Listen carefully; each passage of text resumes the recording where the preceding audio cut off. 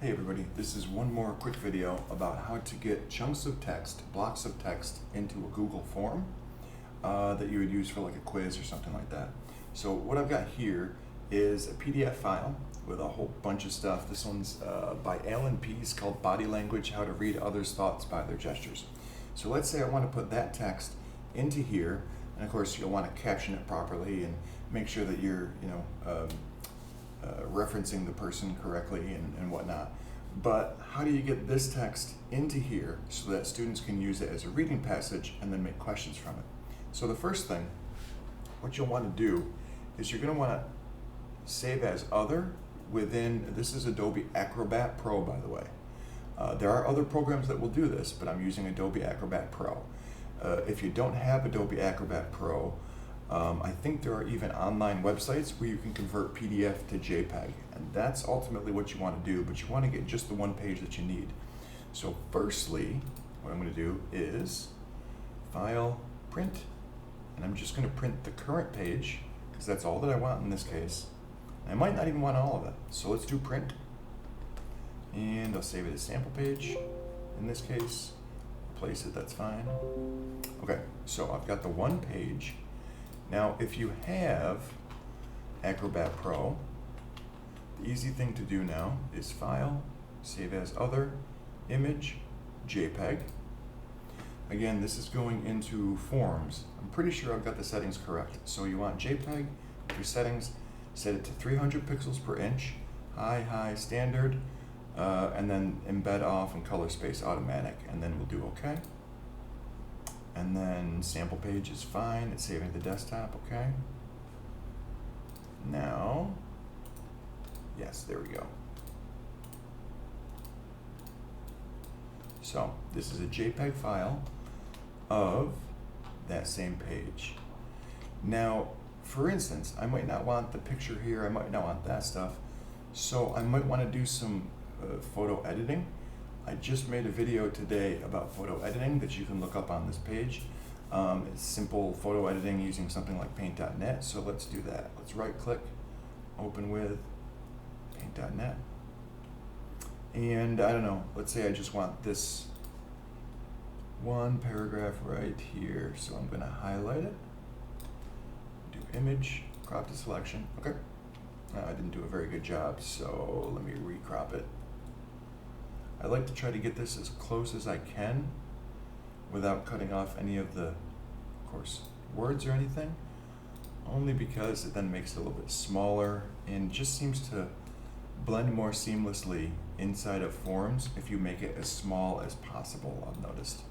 So, or at least that's my opinion.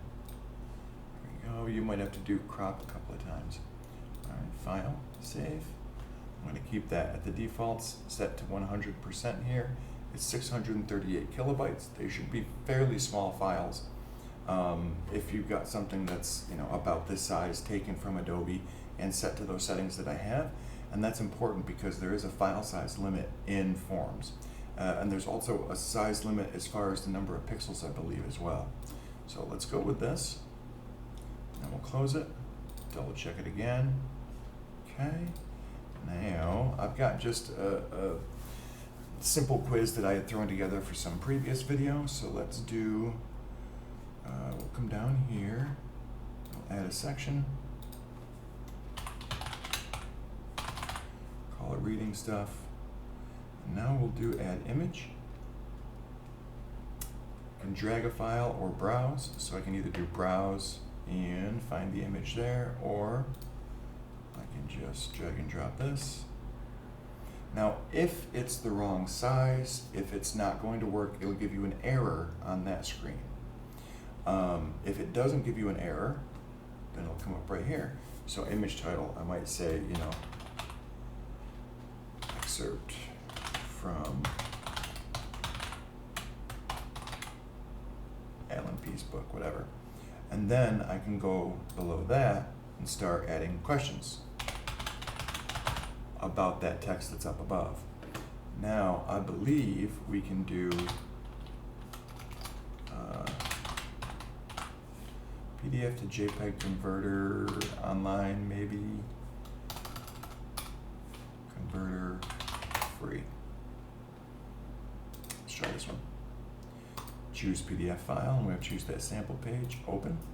I have no idea, I've never used this page before, I don't think, but freepdfconvert.com, download, and let's see. Yep, there it is, and it's calling it sample page 1 because it actually named it the same thing that I had named it, so that's fine, that works. And there you go, you've got the sample page. Now, what I'm not sure about is the settings that this program uses, and let's see how they look when we compare them.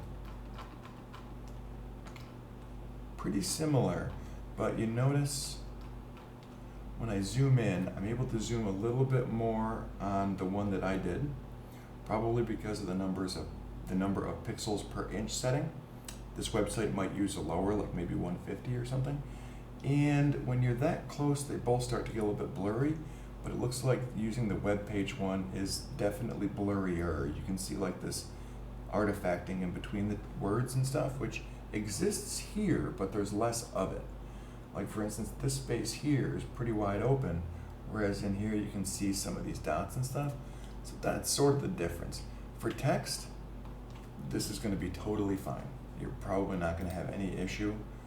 And maybe I'm wrong, actually. It might even be simply because I had cut out only this part, and it might be an issue with how far you can zoom with the Microsoft Photos app. But again, it's going to work just as well. And let's see if we can add this as an image directly. We'll just drag and drop. And if it takes the whole page. Yeah, so, and you see the difference here though.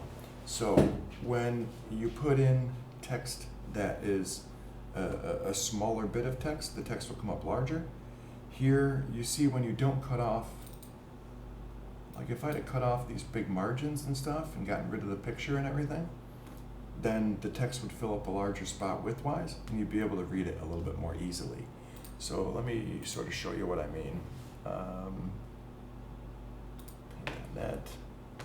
So if I were to, let's say I want the whole page, but not the margins. So I'll highlight that, crop it, save it. Okay. I'm going to get rid of that. Let's put in this one. Now,